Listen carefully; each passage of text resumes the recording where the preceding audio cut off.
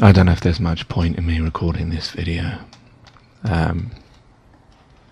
It came about a few days ago, after writing a poem called I Hate Humans. And it's a concept that I think I've talked about it before on my YouTube videos, and obviously it forms part of my poems here and there. And that is the concept of, as put in the I Hate Humans poem, where's the line? You could do anything, be anyone, yet we choose to shackle ourselves to live restricted. And this is what amazes me, if I can speak candidly, is how we blind ourselves to something that seems the most obvious.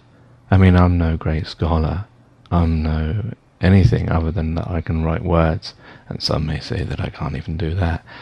But this idea that we're living on, as it mentions in the poem, an abundant planet. I mean, like I mentioned this comment millions of times, maybe not quite millions, but the fact that this planet, according to scientists, can feed 60 billion people, and yet there's only 6 billion people, and yet people starve.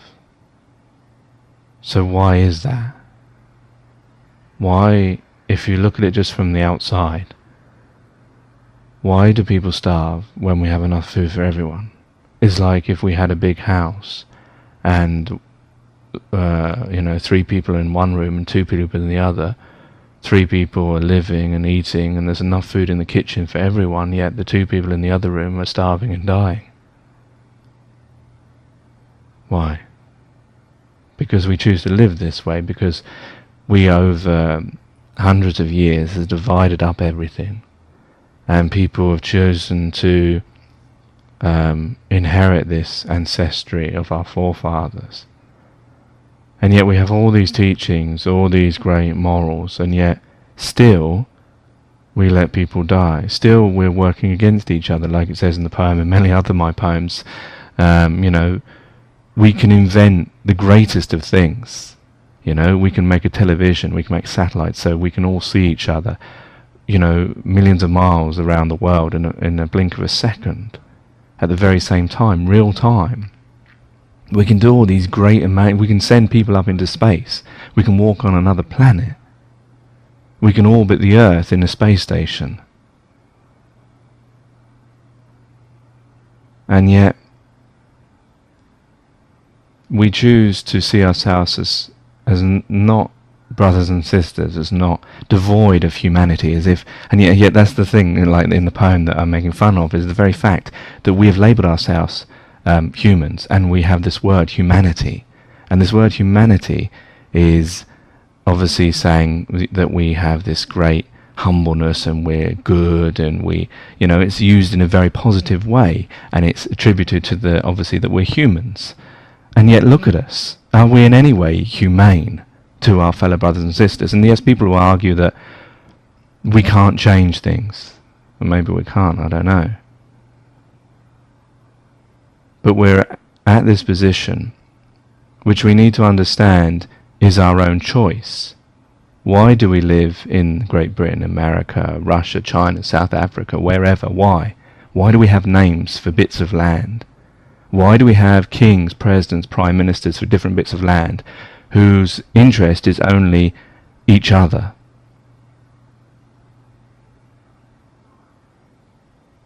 I know it's pointless me saying any of this, because the very small amount of people that watch it is not going to make any difference. And even if everyone in the whole world saw this video, it still would make no difference at all.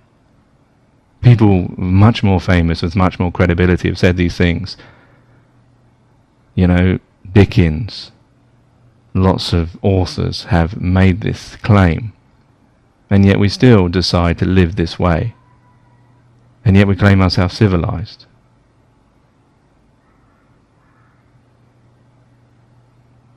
It's just very depressing and frustrating to see a world squander everything just for money. Who could make these changes to our lives? Who could make us all work as one? Because that would, if you see it from another point of view, that would be the best way for things to work, wouldn't it? Everyone works for one. We're all one being anyway.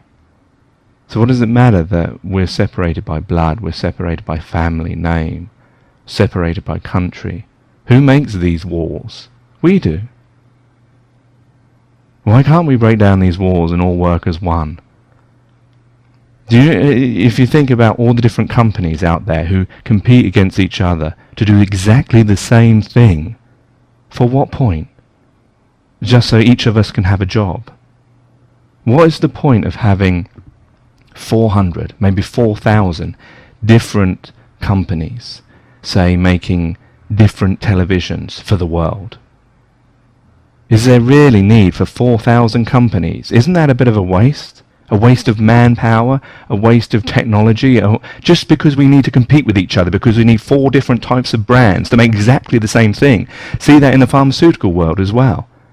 Making diabetes drugs, 4, maybe 5 different companies making a different diabetes drug, just so it can have a different name with a very slight difference. For what point? Could you imagine how much waste there is on all these extravagant things that are not really necessary? Do we need this much choice in washing powder, in fairy up liquid, in different sofas, in different clothes with different brands? Is wasting human resource, whereas we should be fighting for more important things. Things that we've let go for such a long time. Like in the poem it mentions that we see ourselves as king of the jungle, the head of the food chain, above lions, above whatever you wish, because we have guns. Yet even bacteria has it above us in lots of diseases that we still haven't managed to cure. And yet we have all these other things that are not really necessary. Our priorities are so far out. And yet you'll have businessmen who will claim they're giving money, but it doesn't really solve the problem. And I don't know if this problem ever can be solved. It's going to take thousands and thousands and thousands of years before we evolve out of it, before suddenly it changes slowly and slowly, because eventually maybe we'll work out that,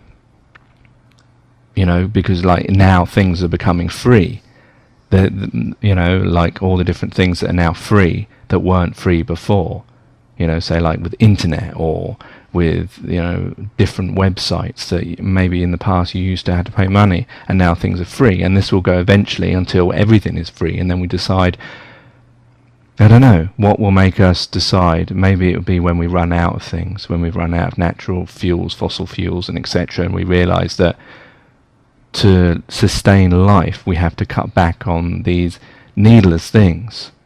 Yet if only we thought that in the first place.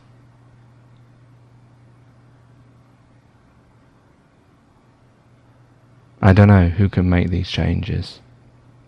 Unfortunately, the problem is it's probably only about 100 people that could make these changes, the people in control of each country around the world.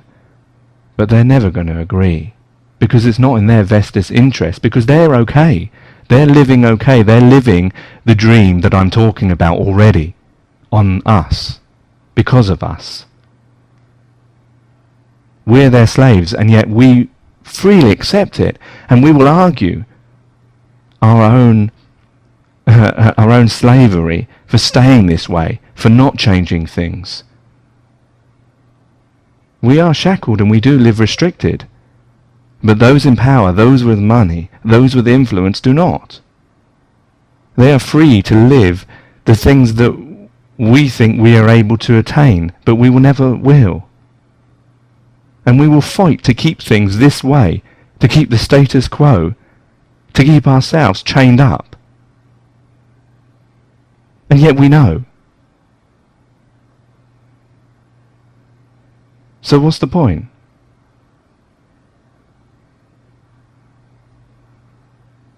I don't know anymore. I really don't.